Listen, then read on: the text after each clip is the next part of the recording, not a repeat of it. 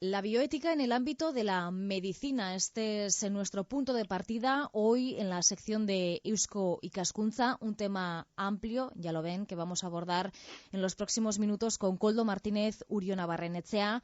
Él es médico del Servicio de Medicina Intensiva del Hospital de Navarra y también presidente del Comité de Ética Asistencial.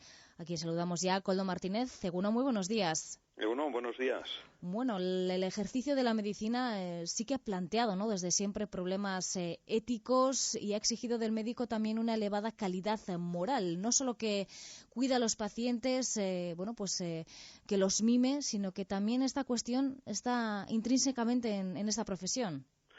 Sí, efectivamente. La medicina es una profesión moral. Es una profesión moral desde el inicio de los tiempos, en la medida en que la medicina es una profesión comprometida con una persona o con un grupo de personas que es el enfermo o que son los enfermos. Es decir, que el material con el que nosotros trabajamos es un material realmente sensible. Uh-huh. Yo me atrevería a decir que todas las profesiones son realmente profesiones morales, ¿verdad? Y la medicina seguramente pues incluso más que otras, precisamente por eso, porque trata con enfermos a los que hay que respetar en sus valores, en sus derechos, en sus intereses y efectivamente ayudarles a recuperar por lo menos el grado de salud que tenían antes de entrar en contacto con nosotros. Uh-huh. ¿Y cree usted que los avances científicos y técnicos que se han dado en el campo de la medicina han obligado en cierta manera a desarrollar esta disciplina de una manera más acelerada, más rápida?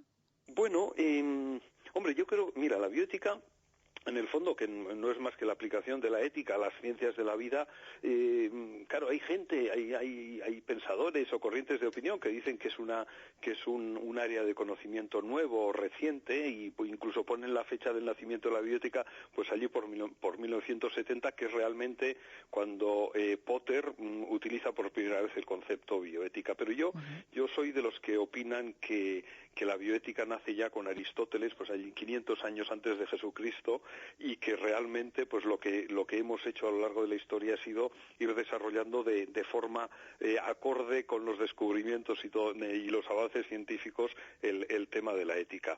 Yo no diría que los avances científicos nos obligan a correr más en la reflexión bioética, sino que nos obligan seguramente a aplicar la ética a las ciencias de la vida pues de una forma más prudente o de una forma más excelente, en el fondo de una forma más moral. Uh-huh.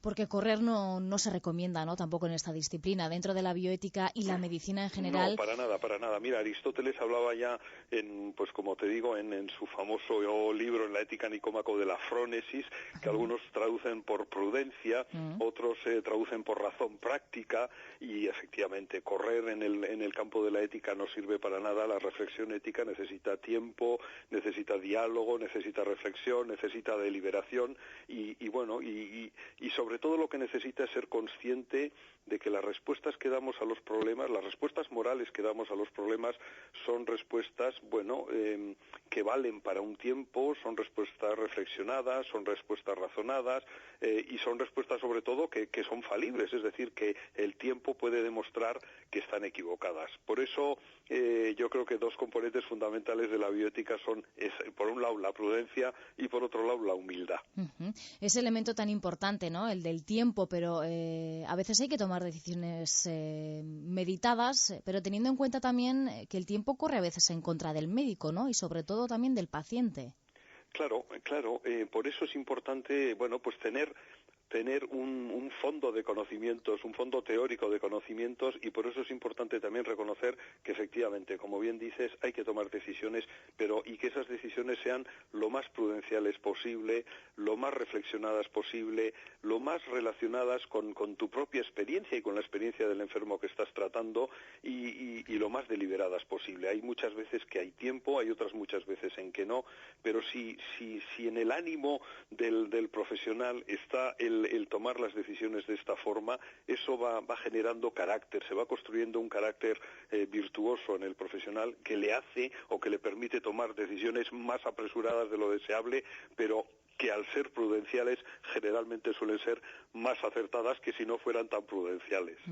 La relación entre el médico y el paciente también ha cambiado con el paso de los años, ¿no? Las personas que acuden a consulta, pues pasan de ser un sujeto pasivo, ¿no? Quizás lo eran antes, ahora participan activamente en cada una de las fases de su enfermedad, ¿no? Sí, y además sí, ha cambiado la demandan relación información. médico-paciente. Bueno, a mí me gusta más hablar de relación clínica porque no solo hablamos de médico-paciente, sino que hoy en día generalmente pues en la atención a un paciente pues está el médico, está el personal de enfermería, auxiliares, etcétera, etcétera. En fin, es mucho más complejo. Por eso a mí me gusta más hablar de relación clínica, pero sí, ha cambiado de forma drástica. Antes era eso, relación médico-paciente, incluso relación curandero-paciente, si quieres, si nos vamos más atrás en el tiempo, y hoy en día ya es una relación clínica en la que intervienen múltiples personas. Y ha cambiado fundamentalmente porque hoy en día los pacientes son conscientes de que ellos tienen sus valores, de que sus valores deben de ser tenidos en cuenta en la relación clínica y que junto con esos valores tienen también unos derechos, por cierto, reconocidos también a los pacientes no hace más de 30 años en el mundo, pero que tienen derechos y que tienen el deber de ejercerlos, y los profesionales tienen el deber de respetar esos derechos junto con, evidentemente, los derechos del profesional también. Esto ha cambiado muchísimo. Y luego, por otro lado, el conocimiento médico, el conocimiento de muchos aspectos de la medicina, pues bueno, ha llegado a todos los hogares, en todas las casas hay un ordenador con conexión a Internet, y hoy te encuentras con muchísimos pacientes o muchísimos familiares que vienen sabiendo de la enfermedad pues muchas cosas, algunas muy acertadas y otras no tanto, porque ese es uno de los problemas de Internet, pero en fin, sí, la gente viene a las consultas y a los hospitales sabiendo cosas de su enfermedad y con preguntas muy concretas y con exigencias incluso muy concretas y, por cierto, quiero decir que la mayoría de las veces además muy respetables. Y según su experiencia, ¿se tiene ahora más en cuenta la opinión del paciente? ¿Se le permite decidir más que antes?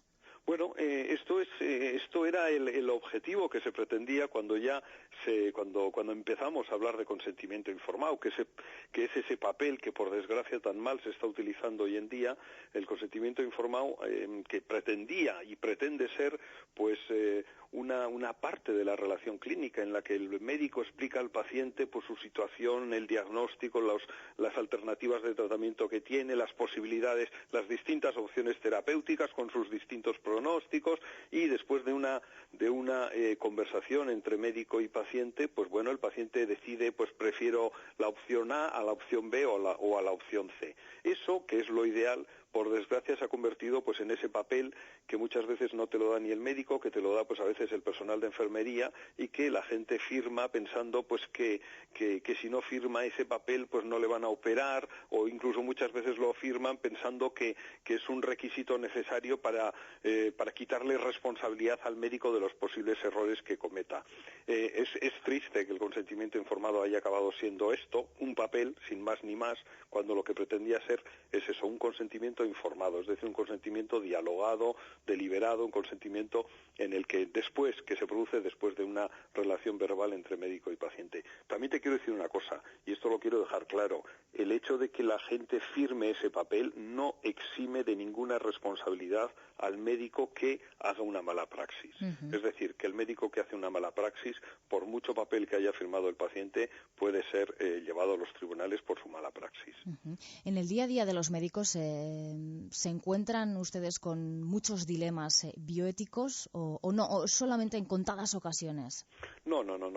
Bueno, mira, a mí no me suele gustar hablar de dilemas, porque cuando hablamos de dilemas, quiere decir dos, ¿verdad? Es decir, es la línea A o la línea B, lo bueno o lo malo. Y generalmente en la atención sanitaria, en la asistencia a la salud de nuestros pacientes, más que con dilemas, nos encontramos con problemas. Es decir, es verdad que muchas veces las preguntas es ¿hago esto o no lo hago?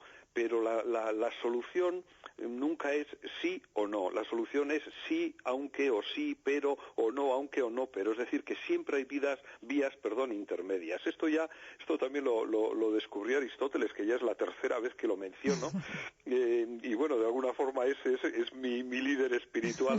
Esto ya lo descubrió él, y decía que generalmente en los problemas éticos las soluciones más extremas generalmente suelen estar equivocadas, y yo estoy en esto bastante de acuerdo con él. Siempre entre el blanco y el negro hay unas grandes cantidades de gris, que es por donde debes intentar dirigir la solución a los problemas concretos. Y sí, nos encontramos con muchísimos problemas, porque generalmente cuando hablamos de problemas bioéticos, pues la gente piensa en esos grandes titulares, en esos grandes problemas que suelen salir a veces en los periódicos, que también son problemas bioéticos, pero hay una infinidad de problemas bioéticos que se producen en el día a día y que muchas veces pasan desapercibidos. No sé, pues por ejemplo, la calidad de la relación entre un paciente y un médico. Eso muchas veces genera auténticos problemas, porque de ahí además se derivan luego otros que es una especie como de bola de nieve que va aumentando, ¿verdad? Y sí, nosotros hacemos mucho hincapié en los problemas bioéticos de la cotidianeidad. ¿Y quién es el encargado de decidir qué tipo de gris se escoge en cada momento? Hombre, pues lo ideal, cuando el problema surge en una relación entre dos personas, lo ideal es que sean esas dos personas las que lleguen al acuerdo y decidan optar por un gris, por cualquiera de los grises, ¿verdad? Y bueno, y sin embargo, cuando ese acuerdo no es posible o no es factible, bueno, pues desde luego en todos los centros hospitalarios de Euskadi tenemos un organismo que llamamos comités de ética asistencial. En algunas zonas, pues por ejemplo en Vizcaya existe incluso a nivel de atención primaria en los centros de salud, y en estos comités de ética asistencial, bueno, se dedican precisamente pues a ayudar a aquellas personas, a aquellos profesionales o a aquellos enfermos que no han sido capaces de ver con claridad una de estas soluciones intermedias, pues bueno, a orientarles hacia la búsqueda de esas posibles soluciones intermedias, orientarles a la búsqueda de ese consenso o acuerdo deseable entre profesionales y enfermos.